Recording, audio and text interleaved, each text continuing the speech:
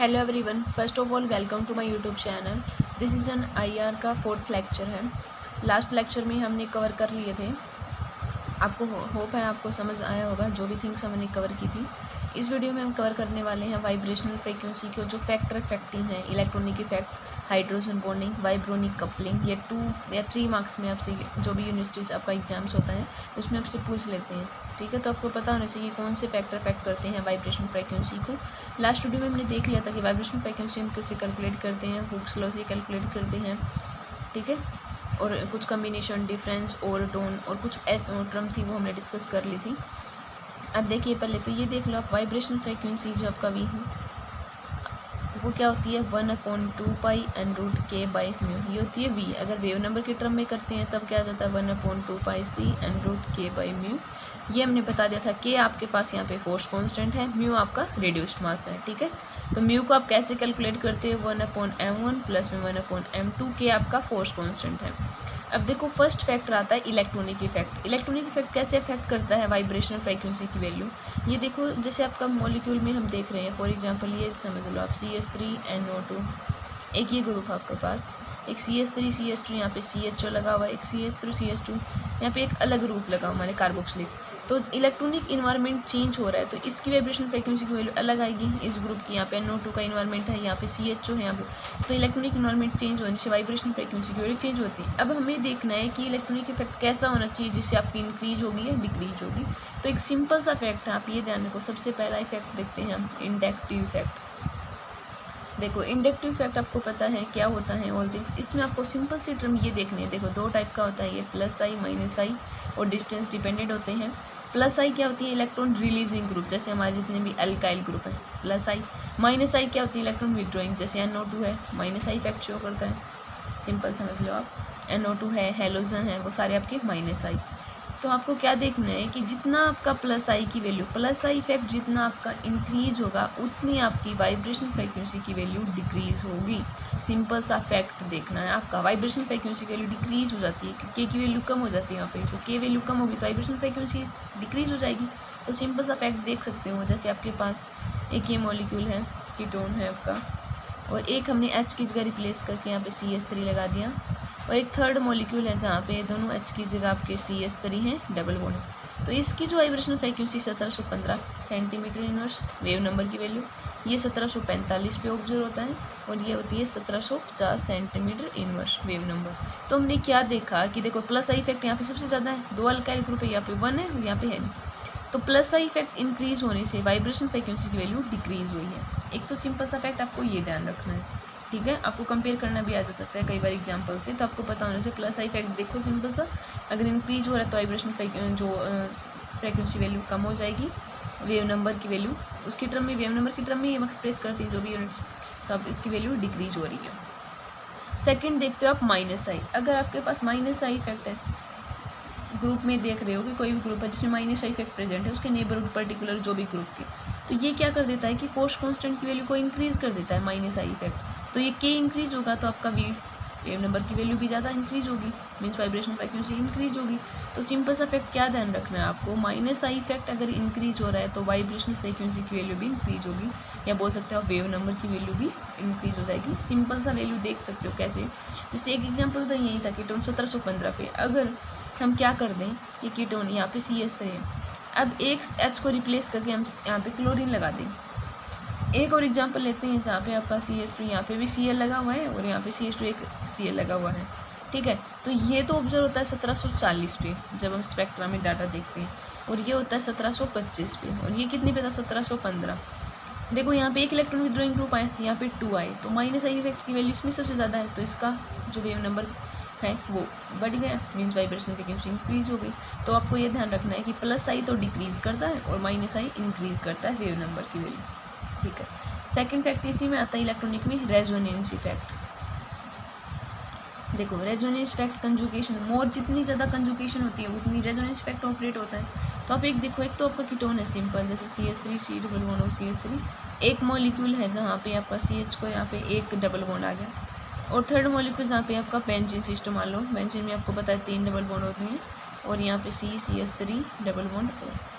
तो यहाँ से आपका कंजुगेशन हो गया, डबल बॉन्ड का ट्रांसफर। यहाँ पे आपका ये जैसे डबल बॉन्ड है यहाँ पे, तो ये यहाँ पे ट्रांसफर, यहाँ पे ये कंजुगेट। तो इन तीनों कंपाउंड्स में किस में सबसे ज़्यादा कंजुगेशन हो रही है? इस वाले में बेंजीन वाले भी कर रही है यहाँ पे, फिर इसमें सबसे कम हो ही नहीं। सिंपल ऑक्सीजन का ट्रांसफॉर्मेशन, जितनी ज़्यादा कंजुगेशन होती है उतना रेजोनेंस इफेक्ट ज़्यादा ऑपरेट होगा। तो जितनी आपकी कंजुगेशन की वैल्यू बढ़ेगी उतना वाइब्रेशन फ्रीक्वेंसी की वैल्यू डिक्रीज होएगी, मीन्स वेव नंबर डिक्रीज हो जाएगा। तो कंजुगेशन आप क्या ध्यान रखोगे कि रेजोनेंस इफेक्ट मोर है तो वाइब्रेशन फ्रीक्वेंसी या वेव नंबर डिक्रीज हो जाएगा।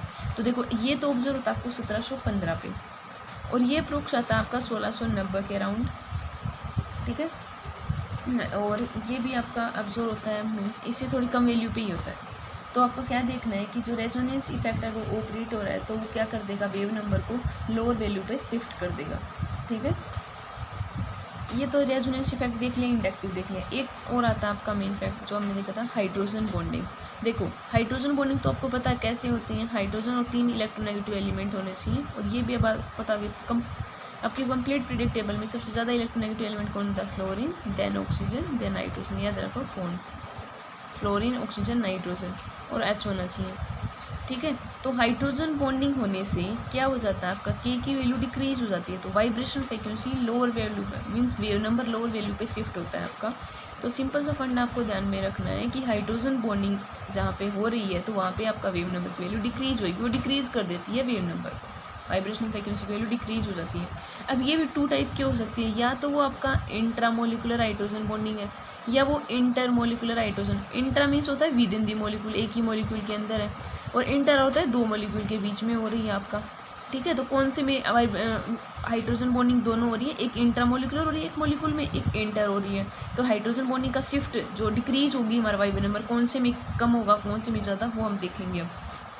ये आपको सिंपल सा पता चल गया कि जितनी आपकी हाइड्रोजन बॉन्डिंग स्ट्रॉन्ग होगी उतना ही डाउनवर्ड शिफ्ट होगा आपका फ्रीक्वेंसी का, ठीक है। और ये आपको देखना है कि जो इंट्रामोलिकुलर होती है और एक इंटर, जो इंटरमोलिकुलर हाइड्रोजन बॉन्डिंग होती है ये आपका ब्रॉड बैंड आता है आपका, और इंट्रा में आपका शार्प आता है। क्यों आता है, इंट्रामोलिकुलर एक ही मोलिक्यूल के बीच में और इंटर 2 के बीच में, तो ये आपकी किस पे डिपेंड करती है, कंसंट्रेशन डिपेंडेंट भी। एक मोलिक्यूल की ज़्यादा डाइल्यूशन कर दोगे तो आपके पास ये इंटरमोलिकुलर हाइड्रोजन बॉन्डिंग डिक्रीज हो जाती है, और इंट्रा पे तो एक ही मोलिक्यूल के अंदर होता है, कंसंट्रेशन पे तो इंडिपेंडेंट होती है, तो ये इसका शार्प आएगा, इसका ब्रॉड आता है।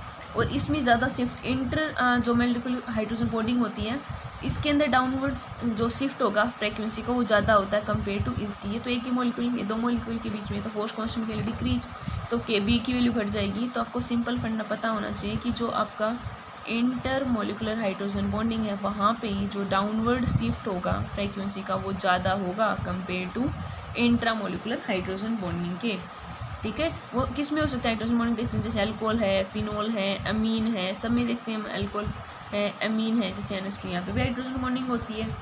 तो इसमें कैसे वैल्यू देखते हो, जैसे सिंपल अगर आपका फ्री OH है ना तो उसकी तो जो पिक आती है वो 3600 के अराउंड हमें ऑब्जर्व होती है। पिक्स हम आगे डिस्कस करेंगे कैसे आपको लर्न करनी है कि कैसे आती है। डेल्टा की वैल्यू, वाइब्रेशन फ्रीक्वेंसी की वैल्यू, वेव नंबर, डेल्टा तो NMR में आता है, सॉरी फॉर दैट। देखो OH आपको पता चल गया, अगर आपका कोई भी हाइड्रोजन बॉन्डिंग नहीं हो रही तो OH की पिक आपको 3600 के अराउंड ऑब्जर्व होती है। बट जब आपके पास OH आपके पास बॉन्डिंग है, हाइड्रोजन बॉन्डिंग हो रही है, तब उसकी वैल्यू डिक्रीज हो जाती है, वो 3400 से 3200 के बीच में ऑब्जर्व हो जाती है। इतना शिफ्ट आ जाता है फ्रीक्वेंसी का, 3600 से 3400 या 3200 की रेंज आ जाती है, मीन शिफ्ट डिक्रीज होगी अगर वो हाइड्रोजन बॉन्डिंग है तो। ये तो होगी OH की रेंज, ठीक है। फिर हम देखते हैं जैसे अमीन है, तो अमीन NH2 यहाँ पे भी हाइड्रोजन बॉन्डिंग, बट यहाँ पे इससे लेस होती है। कई बार क्वेश्चन पूछ लेते हैं कि OH और अमीन में से कौन सी में हाइड्रोजन बॉन्डिंग, वाइब्रेशन फ्रीक्वेंसी कौन सी की ज़्यादा होगी और हाइड्रोजन बॉन्डिंग होने से कौन सी का फैक्टर है।